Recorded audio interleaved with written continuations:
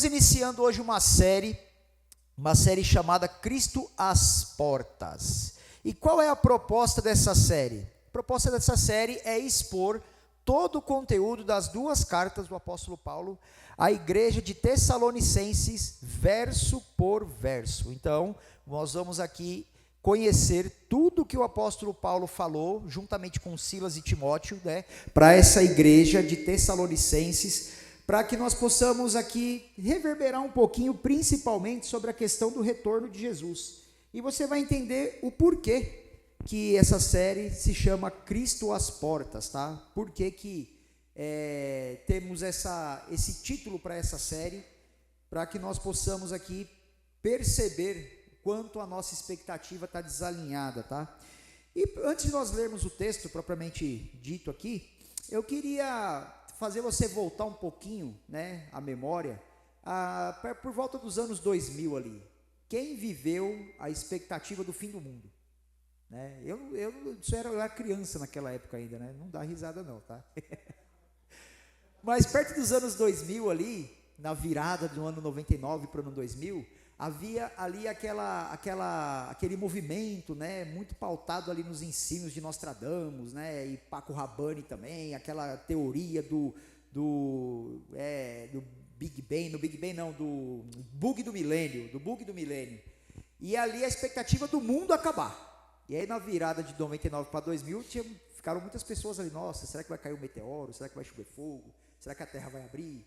Era uma expectativa que se tinha, Hoje vivemos uma expectativa diferente, Até quem não gosta de futebol está ansioso um pouquinho os jogos da Copa do Mundo, Tem essa expectativa dos jogos da Copa, Então nós vivemos com expectativas, meus irmãos. Expectativa é o que muitas vezes norteia a nossa vida. Expectativa.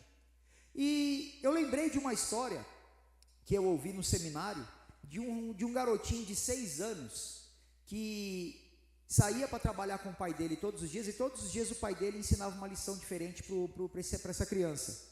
E era uma família que tinha uma certa condição financeira legal, Para a época era permissível o fato de que alguém contratasse uma ama de leite para amamentar os seus filhos pequenos, até para a mulher poder cuidar um pouco melhor do seu corpo, E esse menino saía todos os dias e via a mãe dele amamentando a irmãzinha dele. E o pai dele sempre ensinava uma lição, e essa lição era: você precisa ter expectativas na vida que realmente venham valer a pena. E aí o menino saiu com esse negócio, na cabeça. Todos os dias ele saía com esse negócio na cabeça de que ele tinha que criar uma expectativa. Então todos os dias eles levantavam antes do sol nascer para trabalhar, voltavam depois do sol se pôr, e ele via a mãe dele se esmerando no cuidado da casa e o pai se esmerando no sustento. E ali ele via que realmente era algo que valia a pena, porque no meio de tudo isso, valores e princípios eram conservados. E a criança cresceu com essa expectativa, segundo os ensinamentos do seu pai, de que nós temos que viver uma vida que realmente vale a pena ser gasta. E é justamente essa carta aqui, que Paulo escreveu, traz uma ilustração de uma preocupação do pai para com seus filhos, tentando nortear a expectativa de um povo acerca do porquê, como e de que jeito eles devem gastar as suas vidas, eles devem gastar a vida. E esse menino, assim como Paulo ouviu as instruções do seu mestre, do seu pai, e essa igreja agora começa a ouvir a instrução de Paulo para aquele povo, Então vamos ler aqui a partir do capítulo 1, do versículo 1, o que Paulo diz para essa igreja. Vamos ler comigo aqui. Vou ler na versão NVI. Se você não tiver a mesma versão, você pode acompanhar aqui no telão ou apenas ouvir, tá? Paulo, Silvano e Timóteo, a igreja de Tessalonicenses em Deus Pai, no Senhor Jesus Cristo. A vocês, graça e paz da parte de Deus e do nosso Senhor Jesus Cristo. Sempre damos graças a Deus por todos vocês, mencionando-os em nossas orações.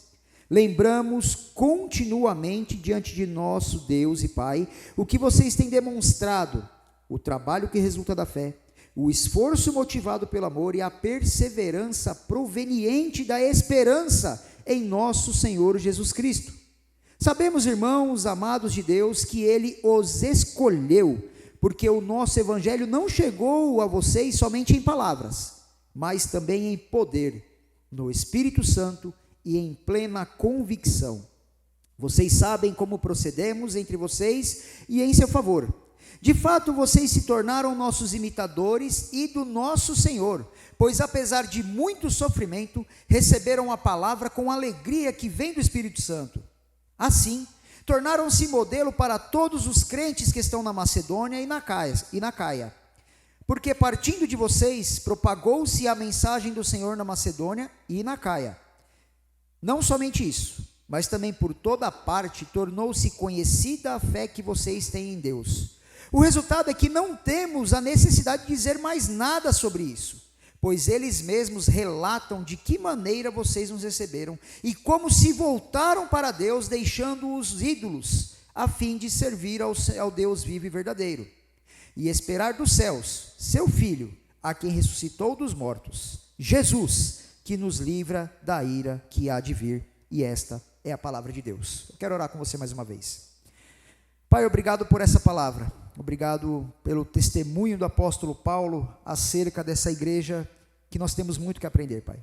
Uma igreja que nos serve de modelo em muitas coisas, mas também que recebeu alertas. E esses alertas precisam chegar aos nossos corações, Pai. Pedimos humildemente para que o Teu Espírito conduza os nossos corações em humildade, em quebrantamento, em contrição, para que a Tua palavra faça efeito em nossas vidas. Nos conduza durante esse tempo, nessa jornada por essas cartas, Pai, que tem muito a nos ensinar, nos encorajar e nos confrontar. Nós oramos agradecidos no nome do Teu Filho Jesus. Amém. Estamos aqui, meus irmãos, diante de uma carta a uma igreja que foi plantada ali muito provavelmente na segunda viagem missionária de Paulo, tá? Após ele fundar a igreja na cidade grega ali de Tessalônica, ele foi expulso devido às perseguições. Se você quiser conhecer um pouquinho melhor essa história, você vai ler ali a partir de Atos 15 até 17, você vai saber mais ou menos ali como é que foi esse movimento da plantação dessa igreja de Tessalônica por Paulo, tá? E mais tarde ele escreveu essa carta para encorajar os novos cristãos a permanecerem firmes e a crescerem em santidade. A primeira carta de Tessalonicenses é uma das mais antigas do Novo Testamento, tá? Escrita por volta do ano 50, logo após Paulo deixar a região da Macedônia. Então, no início da carreira de Paulo, ele escreveu essa carta à igreja de Tessalônica. Então, Paulo aqui era um apóstolo que não estava com a experiência tão aflorada como ele escreveu a carta ali para Timóteo, por exemplo, mas ele estava no início da sua jornada, mas isso não descredibiliza o que Paulo escreveu. E nós temos que entender alguns contextos históricos aqui, culturais, para que a carta faça sentido em alguns pontos, tá? A cidade, primeiramente. A cidade de Tessalônica era uma capital e a maior cidade da província romana da Macedônia. Era um movimentado centro comercial, político e administrativo cortado pela importante rodovia chamada Via Egnatia. Então, a cidade de Tessalônica era uma cidade de muita relevância para a época, tá?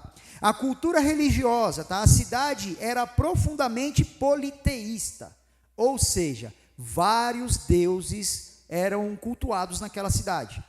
Os tessalonicenses abandonaram a idolatria para servir um único Deus vivo e verdadeiro, como nós lemos aqui, vamos discorrer um pouco mais para frente, tá? E a igreja local, como que era?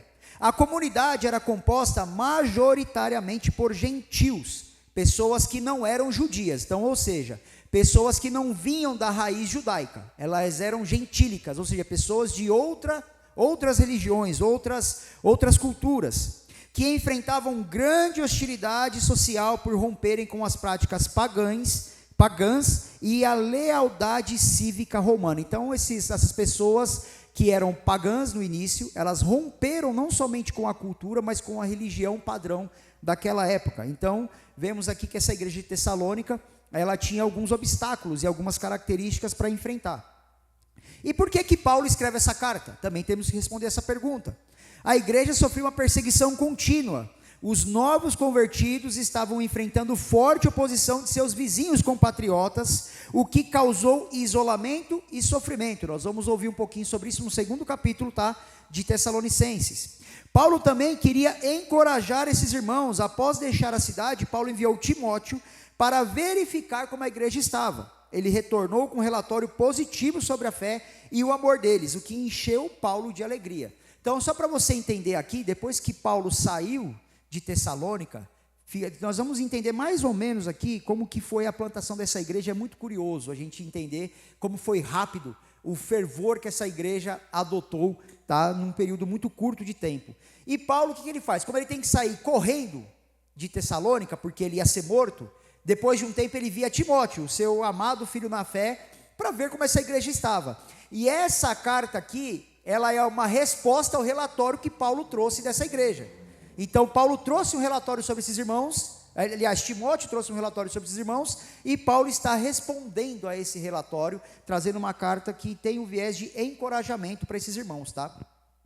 E Paulo também nessa carta quer responder dúvidas sobre o futuro. A comunidade estava confusa sobre o que aconteceria com os cristãos que já haviam morrido antes do retorno de Jesus. E Paulo escreve para esclarecer isso e trazer esperança. Então você vai ver um pouquinho mais para frente também, que esses irmãos até pararam de trabalhar, porque eles estavam esperando Cristo voltar. Por isso que a gente fala sobre expectativa, né? Talvez você pode falar assim, esses irmãos era tudo faz nada da vida, era desculpa para não trabalhar. Mas se você talvez soubesse que o mundo fosse acabar daqui 30 dias, será que você ia se matar de trabalhar? Ia nada, para. eu acho que eu ia estar descansado e esperar Jesus voltar, né? Muita gente parou de trabalhar no ano 2000 esperando o mundo acabar, e depois teve que correr atrás de prejuízo, né? Então nós vemos esse contexto nessa igreja. Eles tinham uma expectativa equivocada. Eles esperavam que Jesus ia voltar naquele momento, era uma volta iminente de Cristo. E Paulo quer redirecionar essa expectativa sobre o futuro. E o comportamento cristão também. Paulo também tem como objetivo alinhar o comportamento cristão dessa igreja. Paulo precisava instruí-los sobre a pureza sexual em meio a uma sociedade greco-romana imoral e lembrá-los da importância de trabalhar arduamente, sustentar a si mesmos. Voltando à ideia de que eles pararam de trabalhar esperando Cristo voltar, né? Então, Paulo tem esses objetivos dentro dessa carta, dessa primeira carta principalmente, desse primeiro capítulo, dessa primeira epístola aos Tessalonicenses, onde nós vamos falar muito sobre esses assuntos, no capítulo 2, 3 e assim sucessivamente. Então hoje, meus irmãos, nós vamos partir dessas informações, dessas atribuições culturais, dessas atribuições contextuais, dessas atribuições religiosas, políticas da época, para entendermos o que Paulo quer falar a esse povo. E nós vamos mergulhar durante os próximos 2 meses nessa jornada das 2 cartas, e nós vamos experimentar um pouco do que Paulo falou a essa igreja, tá? Então vamos começar a partir do verso 1, que diz assim: Paulo, Silvano e Timóteo, a igreja dos Tessalonicenses em Deus Pai e no Senhor Jesus Cristo, a vocês graça e paz da parte de Deus e do nosso Senhor Jesus Cristo. Talvez você tenha visto o tema dessa mensagem, e você deve estar pensando assim: vamos falar sobre a volta de Jesus. Eita que nós vamos rodar no manto. Eita que Cristo vai rasgar os céus e nós vamos tudo recolhido, vamos ser tudo recolhido para a glória, aleluia. A ideia não é essa, meus irmãos. A ideia é realinhar as nossas expectativas, e isso diz respeito às nossas posturas. E eu tomei algumas pancadas preparando esse primeiro capítulo aqui. E a primeira coisa que nós temos que absorver é que Paulo vai trabalhar 3 características desse povo, tá? A primeira característica é a fé. Eles tinham muita fé, nós vamos ver mais para frente, tá? Eles tinham amor e eles tinham esperança. Esperança. Nisso Paulo vai se prender durante essa carta, mas muito mais nesse primeiro capítulo. Então guarde essas 3 palavras: fé, amor e esperança. Cristo não vai buscar um povo sem fé, Cristo não vai buscar um povo sem amor, e Cristo não vai buscar um povo que espera a sua volta. Ele não vai fazer isso. Ele vai buscar aqueles que têm fé, aqueles que amam e aqueles que aguardam com expectativa a sua volta. Então, se você não lembrar de nada do que foi pregado no sermão, guarda isso. Anota aí, põe na geladeira para você lembrar disso aí. E quando Paulo começa essa carta, é curioso que Paulo ele fala no plural. Ele fala aqui: Paulo, Silvano e Timóteo. Quem é Silvano aqui? É o nome completo de Silas. Silas é o nome abreviado de Silvano. Então, Silvano não é uma outra pessoa. Silvano é Silas. Paulo, Silas e Timóteo, tá? E quando Paulo fala no plural, aqui ele envolve os 3, traz a ideia de que Paulo não quer chamar o holofote para si. Se você ler na versão NVT, que é uma nova versão e que é muito boa também, a nova versão transformadora, você vai ver que antes de Paulo citar o nome dos 3, essa tradução coloca nós, Paulo, Silas e Timóteo. E qual que é a ideia de Paulo aqui em trazer o holofote para os três? É que Paulo quer dizer que o mérito dessa igreja estar daquele jeito não é só dele. Há um mérito coletivo ali. Ninguém faz igreja sozinho. O ano passado, quando eu me afastei para cuidar da minha família, da minha saúde mental e tudo mais, eu sempre disse para o pessoal aqui dessa igreja, para os irmãos dessa igreja, quem não era membro aqui ainda, ou quem não frequentava aqui ainda, vai ficar sabendo agora, mas quem estava vai lembrar do que eu falei. Essa igreja não é sobre a minha pessoa, não é sobre o Wallace, não é sobre o Rafa. Essa igreja é sobre Jesus. Ela precisa continuar comigo aqui, ou sem eu estar aqui. Senão, não é a igreja do Senhor Jesus. É o clubinho do Joe. E essa não é a ideia. Então, Paulo tira o holofote dele e diz: Paulo, Silas e Timóteo. Eles estão escrevendo uma carta à igreja. Os seus, vou usar o termo padrinhos aqui, os seus pais na fé, estão escrevendo um conteúdo instrutivo para vocês. Vamos voltar para a história do menino, que ouvia o pai falar toda manhã o que ele tinha que fazer, o que ele tinha que ser, por que ele tinha que lutar? É o que Paulo, Silas e Timóteo estão fazendo aqui. Então Paulo quer tirar o holofote de cima dele e jogar em cima da liderança que faz parte daquela igreja. Paulo oferece o mérito ao conjunto, pois ele sempre fala no plural nessa carta. Você pode perceber que Paulo vai sempre direcionar o recado na terceira pessoa do plural. Eles ou na primeira pessoa do plural, nós. Nós fomos, nós ouvimos, nós recebemos, vocês. Paulo sempre vai usar no plural, porque igreja é coletividade. Igreja é comunhão. Igreja não é individualidade de forma individual. Igreja é individualidade que é usada para o coletivo ser abençoado. Então Paulo já quebra o paradigma do mérito individual. E aqui, meus irmãos, nós já levantamos uma reflexão. Por que que nós achamos que o mundo gira em torno do meu eu? Por que que nós somos incapazes de assumir o óbvio, que ninguém faz nada sozinho? Meus irmãos, se a membresia dessa igreja parar de servir, eu já falei isso aqui várias vezes. No outro dia eu abaixo aquela porta ali. Porque eu não faço igreja sozinho. Eu não sou igreja sozinho. A igreja é um coletivo, onde muitas mãos com dons diferentes trabalham para o mesmo objetivo: preparar esse povo para a volta do Senhor. A sua mão é tão importante quanto a minha. Ah, mas eu não tenho teologia. Mas talvez eu não tenha o dom que você tem, meu irmão. Ah, mas eu não sei cantar. Mas você tem um dom que o Bruno talvez não tenha. E essa diversidade de dons, ela não é usada para que o holofote venha em cima de você e você seja conhecido pelo que você faz, mas para que você possa preparar esse povo para o encontro com o Senhor Jesus Cristo. É para isso que a igreja serve. Paulo saúda a igreja com a paz do Senhor, e aqui também nós temos que levantar uma outra questão, meus irmãos. A falta de expectativa tira do nosso coração e do nosso convívio costumes e características que o povo de Deus carrega. Veja como Paulo saúda os irmãos. A vocês, graça e paz da parte de Deus e do nosso Senhor Jesus Cristo. Eu vou parecer um velho aqui agora, tá falando. Mas quando foi que nós normalizamos chegar na igreja e cumprimentar o irmão com: e aí? Bom dia! Fala, meu amigo! Nada contra isso, meus irmãos. Eu não sou aquele saudosista chato, e quem me conhece de forma mais pessoal sabe que eu não sou assim. Mas quando foi que nós deixamos de cumprimentar o irmão em Cristo, o irmão que foi gerado na cruz do Calvário com o Iaí, e não a paz do Senhor, meu irmão? E eu vou abrir aqui uma confissão, tá? Eu me sinto um velho quando as pessoas me chamam a paz do Senhor, pastor. A paz de Deus. A esposa do nosso irmão Léo, a Paola, quando ela vai falar comigo, ela fala: a paz de Deus, pastor. Eu falo: nossa, eu me senti com 60 anos agora. Mas quando foi que nós perdemos essa vontade de ter características que nos mostram como é ser cristão? E eu não vou bater aqui na questão de roupa, meus irmãos, porque eu abomino isso. Abomino. Mas os cristãos perderam até a noção de como se vestir. Hoje nós temos que chamar a atenção dos irmãos homens, porque a calça às vezes é mais justa do que a justiça de Deus. O negócio está feio, gente. Nós perdemos a noção do que é se caracterizar como cristão. Eu não ligo se você vem com o celular na Bíblia para você ler a Bíblia. O problema é quando a gente não liga mais em não carregar a Bíblia.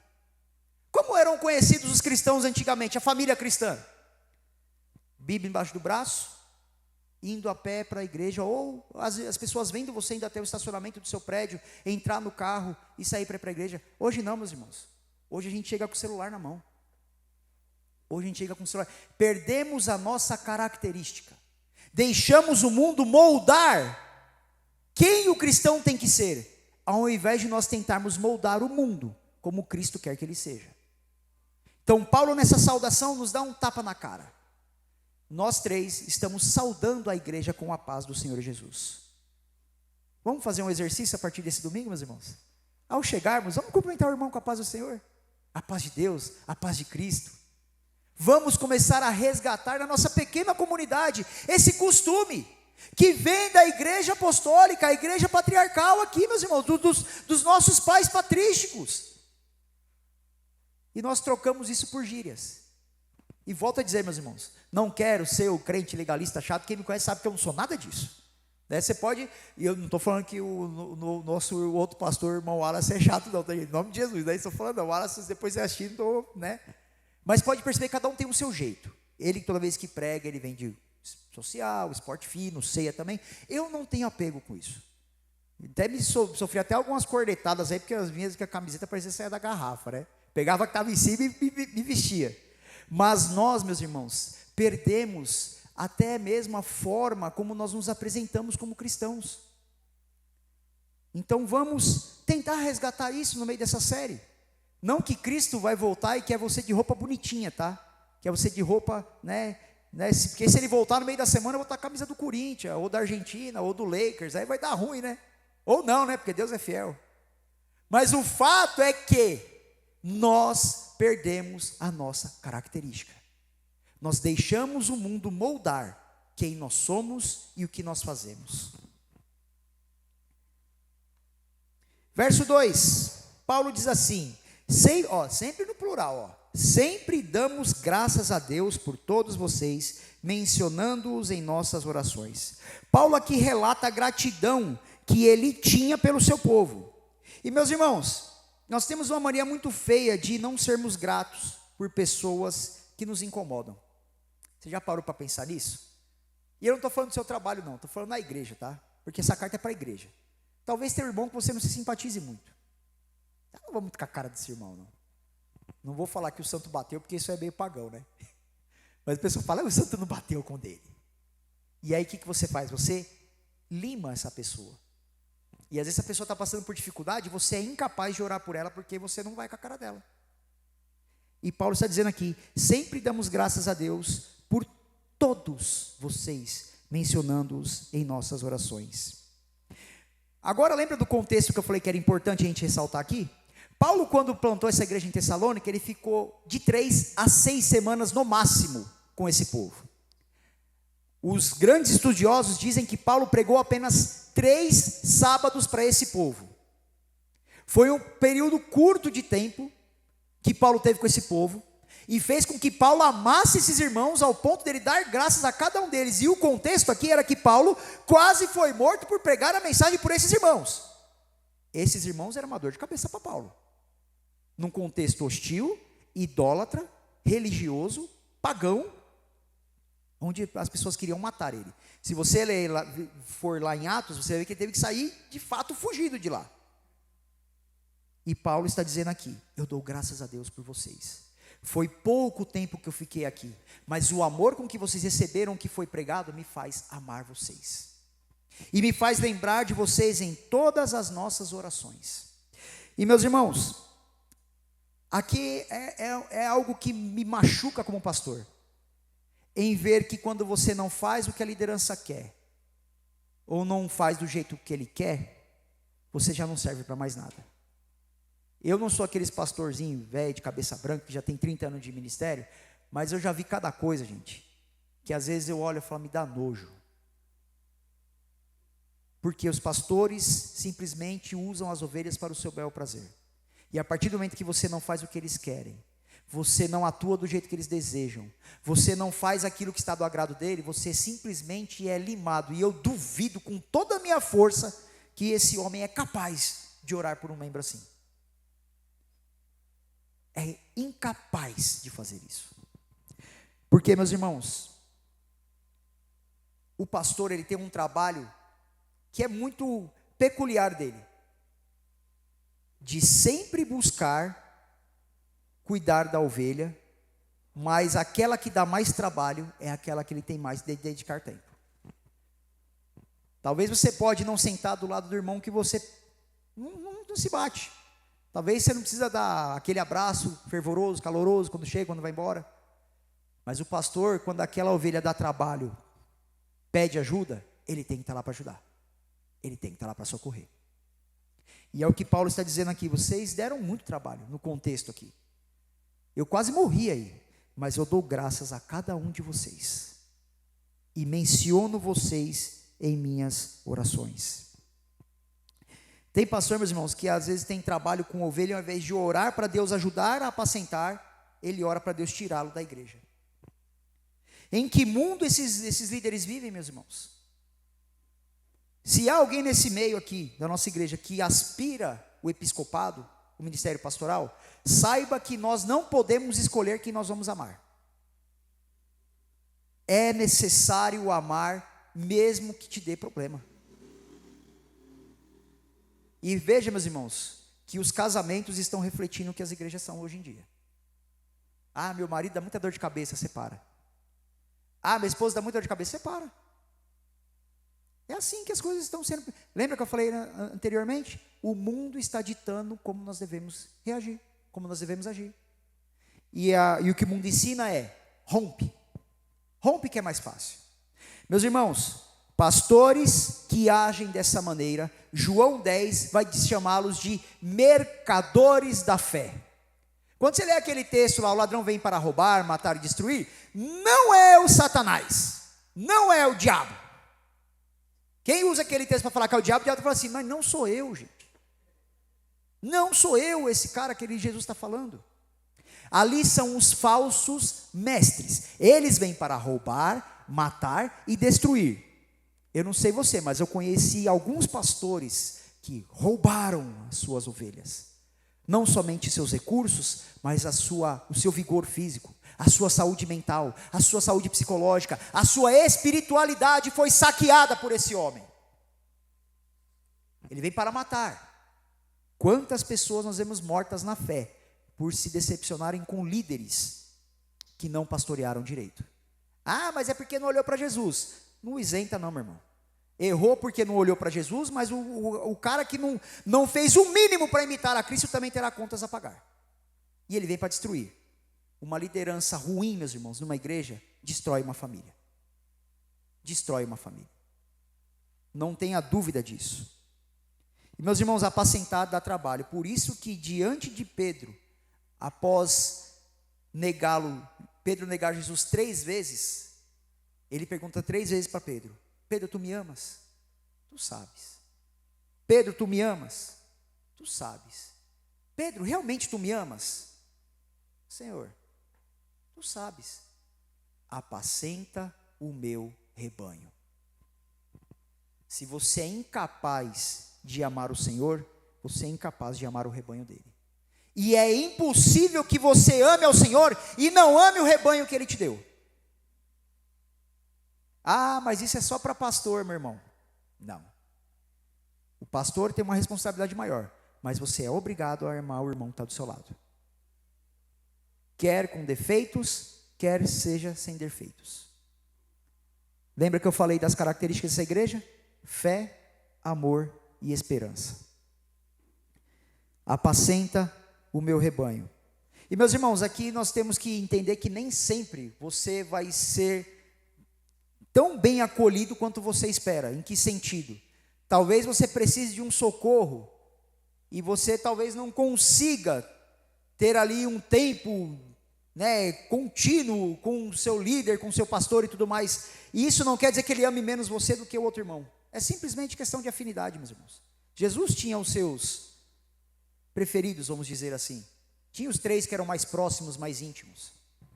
Mas isso não quer dizer que você não possa pedir esse amor ou demandar esse amor para outra pessoa. O que demanda o amor, meus irmãos, ao próximo, não é a intimidade que você tem com essa pessoa, mas é a intimidade que você tem com Cristo, com Deus. É isso que vai nortear o amor que você tem que ter pelo próximo. Verso 3: lembramos continuamente diante de nosso Deus e Pai o que vocês têm demonstrado, o trabalho que resulta da fé, o esforço motivado pelo amor e a perseverança proveniente da esperança em nosso Senhor Jesus Cristo. Aqui, meus irmãos, toda a carta traz o sentido para as 3 características desse povo que eu falei: a fé, o amor e a esperança. Paulo diz que o motivo que faz com que ele, Silas e Timóteo se lembrem deste povo diante de Deus, como as pessoas lembram, é o fato de como elas se comportam. Então, Paulo, Silas e Timóteo se lembram dessas pessoas por conta da forma com que eles se comportam. Então veja aqui, de forma bem minuciosa: lembramos continuamente diante de Deus e Pai o que vocês têm demonstrado. E ele vai falar aqui: trabalho que resulta de fé, o esforço motivado pelo amor e a perseverança proveniente da esperança em nosso Senhor Jesus Cristo. Então, meus irmãos, qual é o motivo que faz você lembrar de uma pessoa no momento das suas orações? O que você tem feito para que alguém lembre da sua vida enquanto ela estiver orando? Paulo está dizendo que não é à toa que ele lembra dessas pessoas, é porque é uma característica que o faz lembrar desse povo. Existe um contraponto aqui, meus irmãos, do que eu falei, porque aqui o pastor tem que sempre lembrar do irmão e orar tal, e você também tem que sempre lembrar do seu irmão e orar, independente do que ele faça. Mas, meus queridos, tem irmão que não ajuda, né? Tem irmão que parece que tem prazer em ser chato. Tem irmão que parece que tem prazer em ser inconveniente. Tem irmão que parece que a vocação dele é ser uma goteira dentro da igreja. E aí, como que alguém sente prazer em orar por aquela pessoa? Tem que orar por obrigação? Você tem que orar. No mínimo, por obrigação, você tem que orar por ela. Mas será que a motivação que Paulo diz que nós temos que buscar nesses irmãos, nós estamos expressando? Será que você tem sido uma companhia conveniente? Será que você tem sido um membro conveniente dentro da igreja? Ou você é aquele irmão que só põe defeito em tudo? Só reclama das coisas? Não mexe uma palha para resolver um problema, mas para acusar o problema está ali rapidão. Será que nós estamos, meus irmãos, fazendo as coisas da maneira correta para que nós sejamos lembrados no momento da nossa dificuldade? Será que nós estamos agindo da maneira correta? Quando eu falei aqui que o tema da série Cristo às portas não remete a gente glorificar o Senhor que está voltando, é como seremos encontrados quando Ele voltar. Meus irmãos, eu sou pastor e eu posso dizer porque eu conheço não somente a nossa igreja, outras igrejas que eu passei e irmãos de outras igrejas. Tem mensagem que eu recebo que eu já falo, lá vem reclamação. O povo, vou ver no meu contato, está escrito saque do céu, não é possível. Porque lá o pessoal quer despejar toda a sua reclamação. Meu irmão, não esqueça que o povo de Deus peregrinou 40 anos no deserto porque só reclamava. E aquele povo foi impedido de entrar na Terra Santa porque reclamava. E você acha que eu e você, com as nossas reclamações, vamos nos assentar à mesa do Cordeiro no grande dia? Com as nossas reclamações? Paulo está dizendo que o que fez ele lembrar daquele povo foi como eles se comportavam. Ele tinha prazer em orar por aqueles irmãos. Como nós seremos lembrados, meus irmãos? Pela nossa língua maledicente, as palavras recheadas de falsidade? Ou pelas palavras que abençoam e transmitem verdade e paz? Seremos lembrados por reclamar de tudo ou por ser aquele que se esmera em trazer soluções para os múltiplos problemas que nós temos dentro da igreja? Na nossa liderança, meus irmãos, eu, o Rafa e o Wallace, parece que foram 3 pessoas tiradas de cada país diferente, com 3 culturas diferentes de pensar as coisas. E glória a Deus por isso, porque pensar igual nunca dá muito certo não, tá? Se você pensar muito igual ao seu marido e a sua esposa, uma hora vai dar ruim lá na frente. Porque casamento e liderança é para se completar.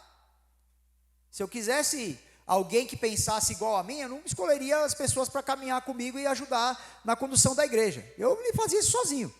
Mas é necessário que nós venhamos praticar aquilo que Provérbios fala, que na multidão de conselhos habita a sabedoria. E eu sempre falei para o Rafa e para o Wallace, Eu não preciso de pessoas que quando as coisas derem errado, eu diga assim, eu avisei que ia dar errado, viu, pastor?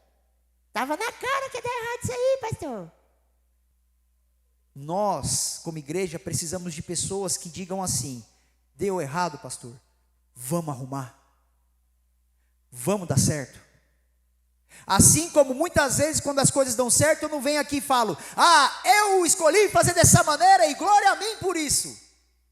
Nós temos que fazer como Paulo, nós.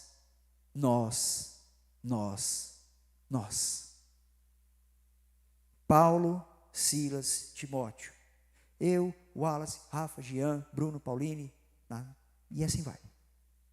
O coletivo desfruta do sucesso e o coletivo resolve o fracasso. Tem irmãos, meus queridos, que ficam na expectativa de ver o pastor errar para falar, eu avisei, eu disse que não ia dar certo. Meus irmãos, a igreja não precisa disso. A igreja não precisa de Sambalat e Tobias enchendo o saco na hora que está levantando os muros. A igreja precisa de pessoas que coloquem a mão na massa e façam as coisas acontecer. E aí é que a liderança olha e fala, por esse aqui não é que eu vou orar, mas eu tenho prazer de orar. Eu tenho prazer de mencionar diante do trono da graça o nome desse irmão. Sejamos mais unidos, meus queridos. Apesar de Cristo vir buscar a tua igreja, a salvação é individual. Não é porque você faz parte de uma igreja que expressa o caráter de Cristo, que você vai subir junto com ela. Às vezes eu e você podemos estar nos comportando como um joio no meio do trigo. E a pá vai passar bonito.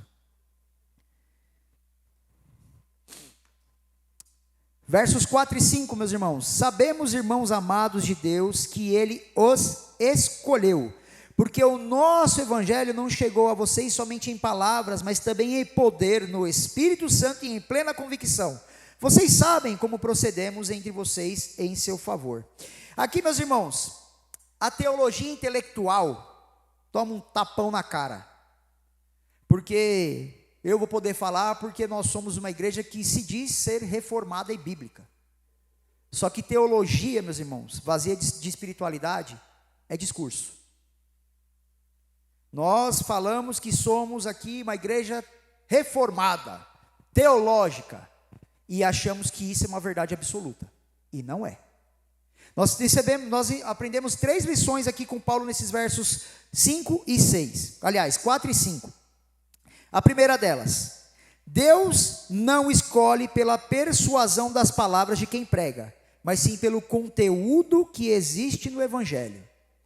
Não importa eu vir aqui e pregar um sermão eloquente, bem elaborado, cheio de terminologias, se tiver vazio de espiritualidade.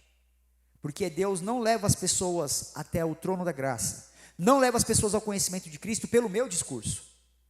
Não é pelo meu discurso. A mensagem tem que ter conteúdo, tem que ser parruda. Eu peguei o costume lá em casa de parar de fazer umas carnes chamadas patinho, colchão mole, contrafilé, esses negócios. Eu até faço de vez em quando, mas eu estou acostumando meus meninos lá em casa a comer, sabe o quê? Osso buco. Quem gosta de osso buco aqui? Faz na batata ali, meu irmão, aí você pega aquele ossinho no meio, tira o tutano ali com aquele temperinho. É isso que tem que ter a mensagem, meu querido. Tutano, substância, conteúdo, e o conteúdo tem que ser Cristo. O conteúdo não é reforma, o conteúdo não é Calvino, o conteúdo não é Armínio, o conteúdo é Jesus Cristo de Nazaré. É necessária essa atribuição da substância na mensagem, meus queridos, porque na hora que o calo aperta, meu querido, não é Calvino que vai te ajudar, não é a reforma que vai te ajudar, é o Senhor Jesus, o homem das mãos e dos pés furados, que vai te ajudar. A teologia, meus irmãos, sem espiritualidade é um saco vazio, cheio de vento, não serve para nada. Enche um saco com vento e aperta para você ver, esvazia. Esse é o crente que só vive de coisas técnicas, de coisas bem elaboradas. Na hora que aperta, não tem nada dentro, esvazia. O segundo ponto, não adianta somente um conteúdo parrudo, gente, um conteúdo sólido. É necessário fogo no sermão. Eita Deus, agora os nossos irmãos pentecostais vão levantar. E é justamente o que Paulo está falando aqui, meus queridos. Olha aqui. Sabemos, irmãos, amados de Deus, que Ele os escolheu, porque o nosso evangelho não chegou a vocês somente em palavra, mas em poder, poder no Espírito Santo. A teologia reformada não gosta da palavra fogo, porque fogo remete à condenação, e de fato o fogo, em boa parte das ocorrências bíblicas, ela reflete a justiça de Deus, a condenação, como Mateus 3, por exemplo, aquele que se batizará com o Espírito Santo e com o fogo. Esse fogo é um fogo meio complicado de Mateus 3, que eu não quero esse fogo aqui na nossa igreja. Esse fogo é um pouco complicado. Mas quando Paulo usa essa palavra aqui, poder no Espírito, a palavra grega aqui é dínamos, e é a mesma palavra que Jesus usa para dizer que nós seremos revestidos com o poder do alto lá em João. Então essa palavra dínamos, ele traduzida de forma literal, significa dinamite. Traz a ideia de o quê? Poder. Você já viu uma dinamite que não explode nada? Dinamite explode as coisas, meus irmãos. E aqui nós precisamos entender que é necessário um conteúdo cheio desse poder. Você, quando for pregar a palavra para alguém, você tem que pregar com poder, com fervor, com fogo. Tem que exalar das suas vísceras esse poder. Esse fogo tem que vir de dentro de você. É poder de Deus. Você não foi escolhido para sair soltando birimbinha por aí não, meus irmãos, de festa junina. É poder, é dinamite, é fogo no sermão, gente. Tem que haver poder nas nossas palavras, nas nossas atitudes. Veja o que Paulo está dizendo aqui, olha, o Senhor os escolheu, não porque nossas palavras fizeram efeito, não, foi um evangelho, mas foi um evangelho técnico, um evangelho elaborado de forma calvinista, reformado da teologia, não, foi um evangelho que foi elaborado com poder no Espírito Santo. Não tem espaço aqui, meus irmãos, para coisas técnicas. As coisas técnicas servem para colocar o que está aqui, ó. Aí eu venho, pego a técnica, a teologia, coloco aqui. Na hora de transmitir, é poder. Na hora de falar, é fogo, é fervor, é vivência, visceralidade. Tem que sair das entranhas a mensagem. É dessa maneira que nós temos que viver. Aqui nós aprendemos uma outra lição, meus irmãos, e não é a terceira, ainda dentro da segunda. Você não foi escolhido, meus irmãos. Você não foi escolhido para ficar sentado no banquinho da cadeira da tua igreja. Você não foi escolhido só para habitar o céu. Tem uma péssima notícia para te dar essa manhã. Você não foi escolhido apenas para habitar o céu. Você foi escolhido para ser revestido com esse fogo, com esse poder, com esse dínamos do Espírito Santo para proclamar a palavra do Senhor. Foi para isso que você foi escolhido. Olha o que Paulo fala. Sabemos, irmãos amados, que Deus os escolheu, porque o nosso evangelho não chegou a vocês somente em palavra, mas também em poder no Espírito Santo. O que este povo está fazendo com esse poder? Paulo falou aqui no verso 2, trabalhando com o resultado de fé, estão se esforçando, motivado pelo amor, e perseverando por causa da esperança em Cristo. Eles não estão sentados ouvindo Paulo falar, eles ouviram, receberam o poder e foram trabalhar. Foram exercer a fé, foram exercer o amor, foram exercer a esperança. Você não foi escolhido para ficar com o seu popozinho sentado na cadeira, meu querido. Você foi escolhido para abrir a boca e deixar esse dínamos sair de dentro de você. Foi para isso que você foi escolhido. Foi para isso que eu fui escolhido. Foi para isso que a igreja foi levantada. Para que ela seja agente desse poder, desse fogo de Deus no meio do povo que não conhece a Cristo. E esse dínamos, meus irmãos, ele não pode ser um dínamos qualquer. Dinamite normalmente, meus irmãos, destrói as coisas. Ou ela explode ou ela implode. Se esse poder que sai de dentro de você não for útil para destruir a carne, para destruir o seu egoísmo, a sua vaidade, o seu antropocentrismo, você precisa rever o conteúdo que você tem consumido. ou o conteúdo que você tem absorvido. Nós cantamos aqui semana passada, né? Sobre aquela canção A Jesus. Que nós possamos de fato, meus irmãos, cantar aquela canção com verdade no coração, pedindo para que esse dínamos primeiro destrua a gente, para que através do nosso testemunho possam destruir outros altares, outros egos, outras vaidades, e venham se dobrar diante do Senhor. Porque quando Cristo voltar, meus queridos, quando Ele chegar às portas, Ele vai querer encontrar um povo fervoroso, fervoroso, e aqui o fervor, meu irmão, não tem a ver com sair rodando, não tem a ver com falar em línguas estranhas, tem a ver com amar fervorosamente o Senhor e a sua obra. Como você está hoje? Como o Senhor irá te encontrar se Ele rasgar os céus agora e voltar aqui? Como Ele vai nos encontrar? E um terceiro ponto, você tem que acreditar no que você crê. Prega e vive. A mensagem precisa ter conteúdo, poder e convicção.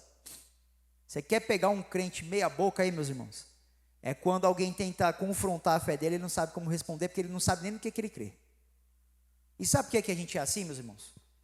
Lá no Antigo Testamento, a palavra diz que o povo perece por falta de conhecimento. Ali traz a ideia do cativeiro, traz a ideia da idolatria, da escravidão que o povo passou e tudo mais. Mas hoje nós perecemos em vergonha, porque a gente é incapaz de sentar para estudar a palavra de Deus, para poder ter argumentos, ferramentas para rebater quem confronta a nossa fé. Nós não estamos preparados para uma perseguição. Não estamos. Nós não sabemos em quem nós cremos. Ah, eu creio em Jesus. Eu não estou falando aqui para você dar uma aula de cristologia quando te perguntarem de Cristo, de pneumatologia quando perguntarem do Espírito Santo, de teontologia quando perguntarem sobre Deus Pai, da pericorese, do supralapsarianismo, o infralapsarianismo. Não estou falando para você entender essas coisas difíceis. O que eu estou dizendo é que você precisa saber que o alvo da tua fé é o Senhor Jesus Cristo, e não de forma superficial, mas de viver, de conviver, de transmitir isso. Você tem que ter convicção ao ponto das pessoas olharem para você e ver, aí tem um cristão, aí tem um crente. E aí eu não estou falando da roupa, da Bíblia e do linguajar, eu estou falando do teu testemunho.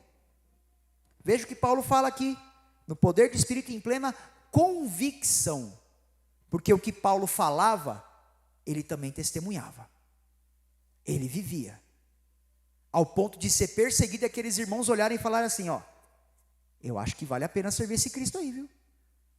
Porque eles poderiam olhar muito bem e dizer, servir esse Cristo aí vai trazer esse BO todo para a minha vida?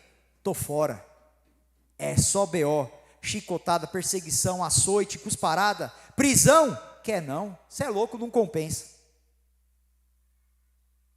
O que a igreja viu, ela quis. Se ele está sendo perseguido por nome de Cristo, e ele tem convicção disso que ele está pregando, eu quero também. Aí faz sentido o que Paulo fala, o viver para mim é Cristo, morrer é lucro. Será que você tem vivido assim? Ou você tem buscado diariamente apenas viver? Viver a sua vida, viver as suas vontades, viver as suas preferências? Paulo está dizendo, plena convicção no que você prega, plena convicção no que você vive, plena convicção no que você crê. Será que nós temos essa plena convicção? Será que estamos prontos para uma perseguição? Verso 6, meus queridos, de fato vocês se tornaram nossos imitadores e do Senhor, pois apesar de muito sofrimento, receberam a palavra com alegria que vem do Espírito Santo. Apesar de muitos sofrimentos, vocês seguem imitadores de Cristo e sofrem com alegria que vem do Espírito Santo, meus irmãos. E sabe por que nós ficamos todos borocochô nos momentos de sofrimento? Porque nós estamos vazios do Espírito Santo. Nós não estamos com esse fervor. Nós não estamos ardendo de amor pelo Evangelho e pela pessoa do Senhor Jesus Cristo. Eu, há algum tempo, meus irmãos, quando eu trabalhava como motorista de aplicativo, eu conheci uma uma mãe e uma mocinha. O nome da mãe era Adriana e o nome da mocinha era Helena. A Helena tinha aproximadamente 8 anos. A Helena tinha um problema, que é um problema que não é tão raro assim, mas é de certa forma um pouco raro, que é uma doença chamada ossos de vidro. A Helena tinha 8 anos, a Helena era bem fortinha, e ela caiu do sofá e ela quebrou várias partes do corpo, por conta desse problema de ossos de vidro. E aí, a mãe dela acabou me contratando, porque eu tinha um carro com porta-mala grande, e cabia a cadeira de roda, e eu sempre levava ela toda semana na ACD, lá em São Paulo, para fazer o tratamento dela. E aí, num dos dias que eu transportei ela estava com o corpo totalmente engessado do pescoço para baixo, por conta de vários pinos que ela teve que colocar no corpo. E a Helena nunca reclamou. Toda vez que eu pegava aquela mocinha, pegava ela no colo, eu colocava dentro do carro, tirava, ela estava sempre com um sorriso no rosto, brincando, 8 anos de idade. Aí eu, idiota do jeito que sou, né, fui lá perguntar para ela assim: poxa, Helena, né, você desse jeito assim, né, cheio de problema, eu nunca vi você triste, está sempre sorrindo, né? Como que você consegue, né, ser desse jeito aí, né? Ela falou assim: porque Jesus me fez assim, e eu preciso ser feliz do jeito que Jesus me fez. Sabe por que a gente é assim, meus irmãos? Porque a gente é vazio do Espírito Santo. A alegria do Senhor, ela provém do Espírito Santo, ela não provém das circunstâncias. Se você olhar a história dos mártires, meus irmãos, inúmeros irmãos morreram sorrindo, foram mortos glorificando ao Senhor, enquanto a gente, porque não tem o bife que a gente quer, não tem a roupa que a gente deseja, o celular do ano, o carro do ano, a gente já fala que Deus não está com a gente. A gente se alegra mediante as circunstâncias que nos são impostas, e não mediante a circunstância que foi feita lá na cruz, em nosso favor. Paulo está dizendo: de fato vocês se tornaram nossos imitadores e do Senhor, pois apesar de muito sofrimento, meus irmãos, é muito sofrimento, não é o nosso sofrimento medíocre, mesquinho, não, do filho estar gripadinho, do casamento não está tão legal, da conta não está cheia, do carro não está bom. Não é esse tipo de sofrimento que Paulo está falando. É morte, é espada. E vocês continuam imitando a Cristo com a alegria que vem do Espírito. Reveja o seu cristianismo. Assim como eu, preparando essa mensagem, tive que rever o meu. Será que realmente estamos cheios do Espírito? Será que realmente estamos prontos para receber o Senhor Jesus quando Ele rasgar os céus e encontrar o Senhor da glória? Será que estamos? Nós olhamos para as circunstâncias da nossa vida e a gente diz: agora eu quero me alegrar, agora eu posso me alegrar, agora eu tenho motivos para me alegrar.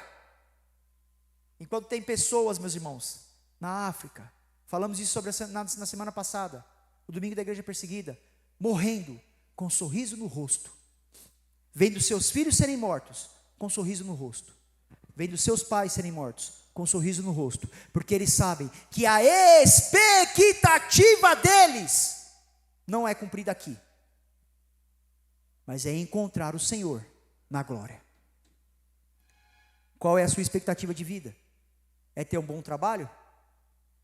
É ter uma família bem estruturada? É ter um casamento perfeito, padrão Doriana? É ter o carro do ano?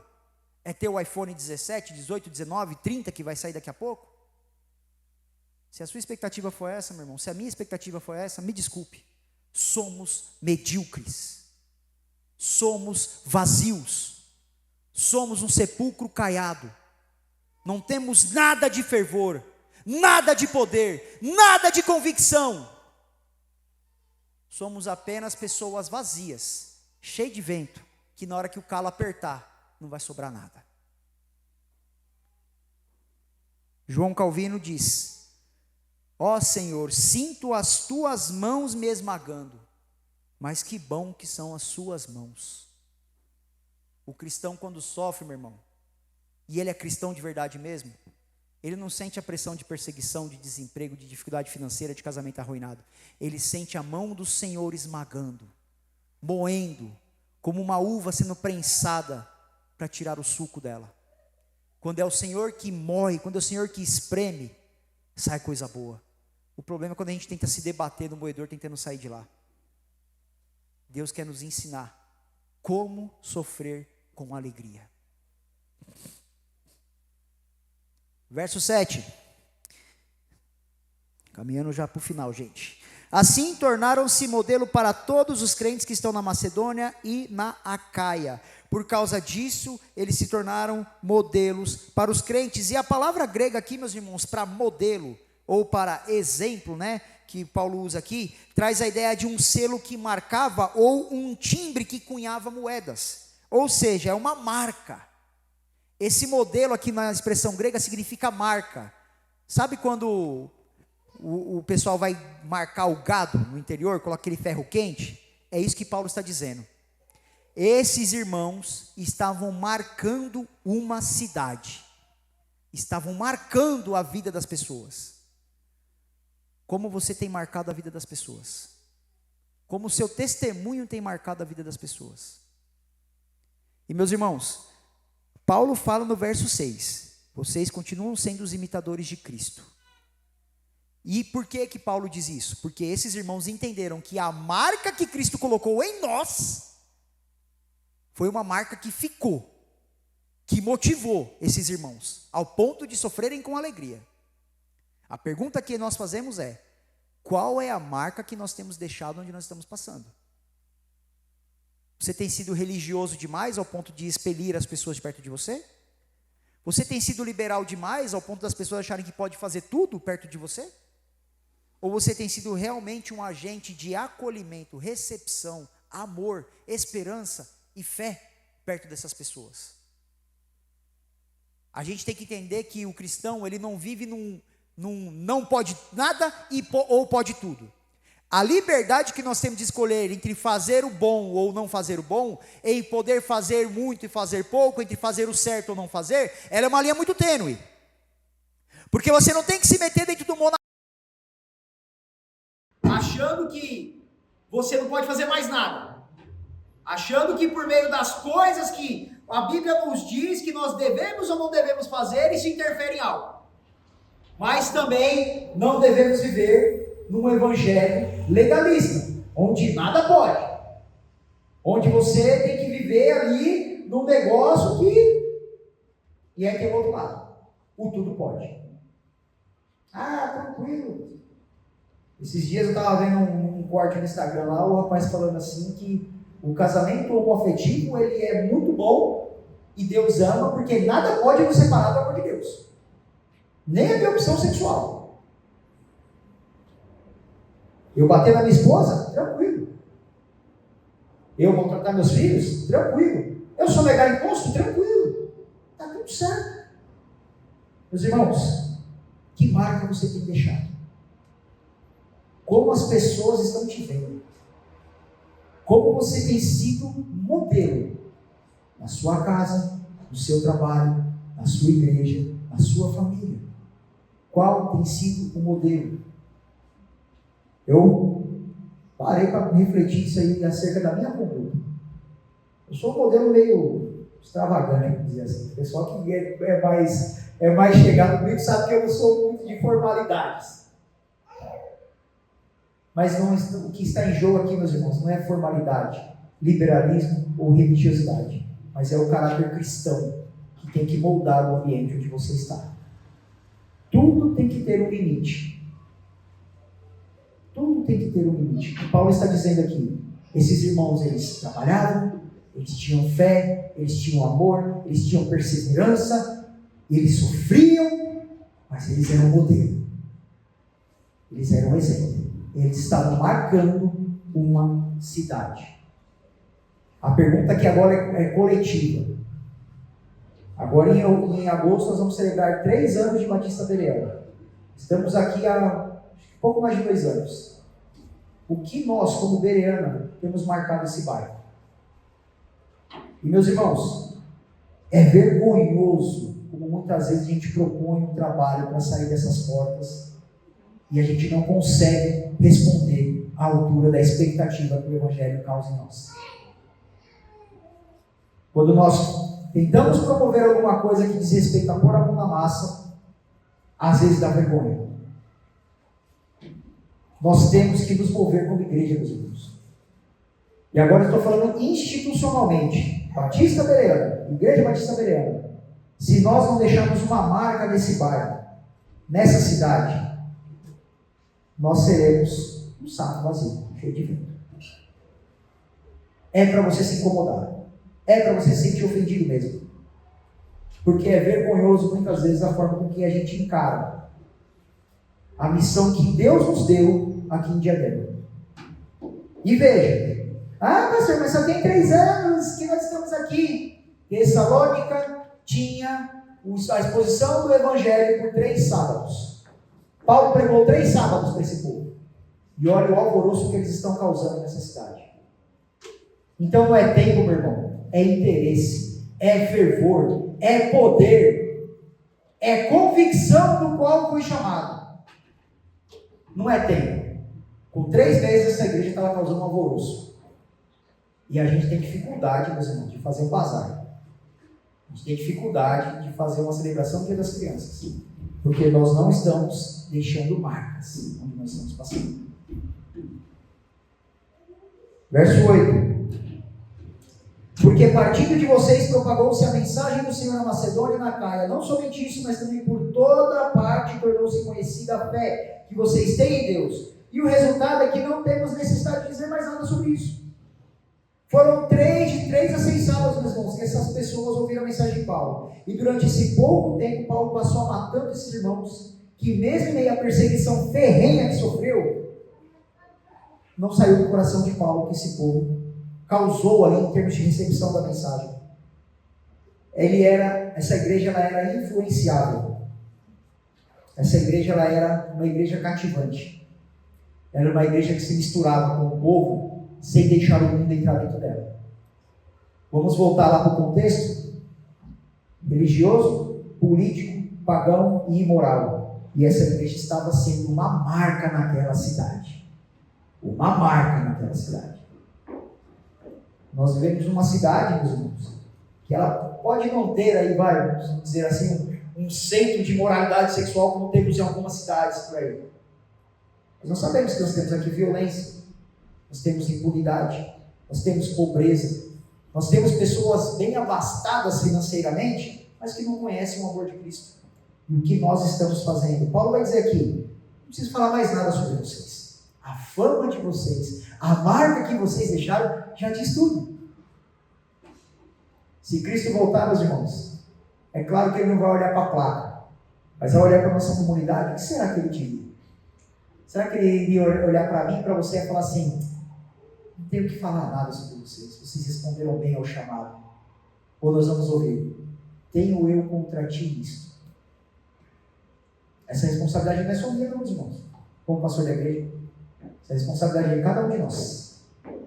Não somente dos membros, mas daqueles que se dizem cristãos. Daqueles que têm convicção do que creem.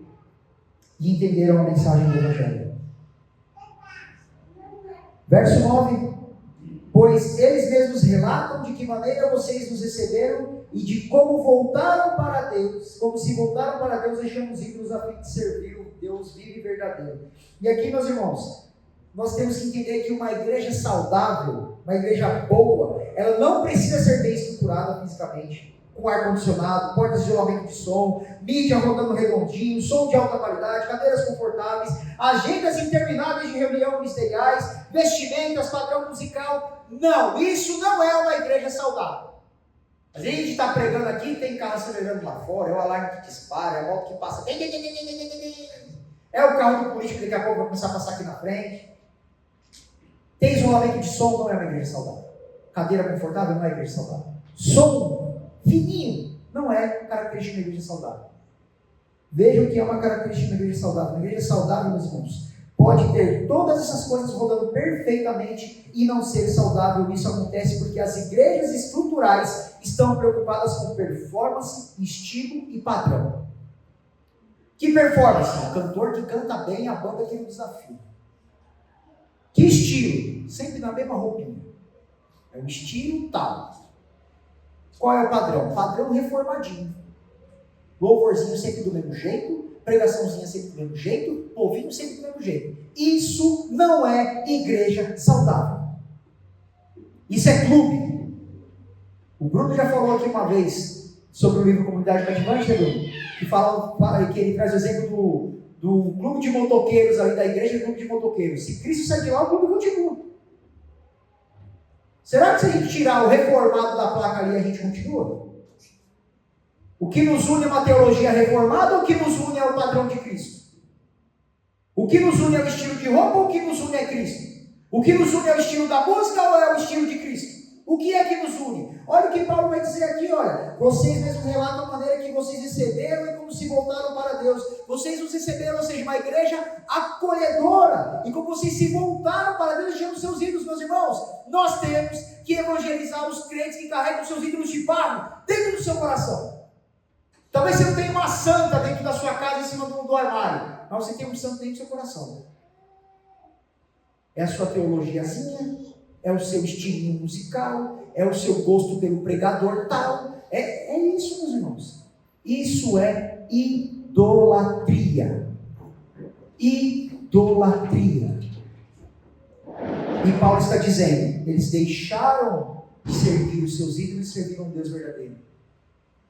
E o Deus verdadeiro, meus irmãos, requer fé, amor e perseverança. Deus não requer padrão. Deus não requer estilo. Deus não requer performance. Agora no final, meus irmãos, verso 10. E eles deixaram os ídolos para servir o Deus verdadeiro e esperar do céu seu Filho, a quem ressuscitou dos mortos, Jesus, que nos livra da ira que há de vir. Meus irmãos, esses irmãos, eles sabiam perfeitamente onde eles estavam colocando o pé, porque eles sabiam de onde Deus tirou o pé deles. Nós estávamos fadados ao inferno. Todos os pecados estão destituídos da glória de Deus. A gente quer falar de justiça, mas não, Deus é injusto em ter condenado alguns e salvado outros. Você quer justiça, pede o inferno, meu querido. Que é isso que eu e você merecemos. Inferno. Deus, por graça, nos livra da ira vindoura por meio de Jesus Cristo. E é por isso que esse povo entendeu que valia a pena morrer. Lembra da expectativa? Como que nós vamos viver uma vida sem ter expectativa do que vale a pena viver? Pelo meio do que vale a pena viver. Sabe por que vale a pena viver por Cristo? Porque vale a pena morrer por Cristo. Vale a pena entregar a vida por Cristo. Se talvez essa manhã essa mensagem tenha falado com você num sentido confrontador, na mesa do Senhor, você vai ter a oportunidade de se arrepender dos seus atos, dos seus feitos, dos seus pensamentos, da forma como você tem conduzido a sua vida e a sua casa. É por causa dessa mesa, que nós encontramos a reconciliação do Senhor. Eu quero orar com você. Feche seus olhos.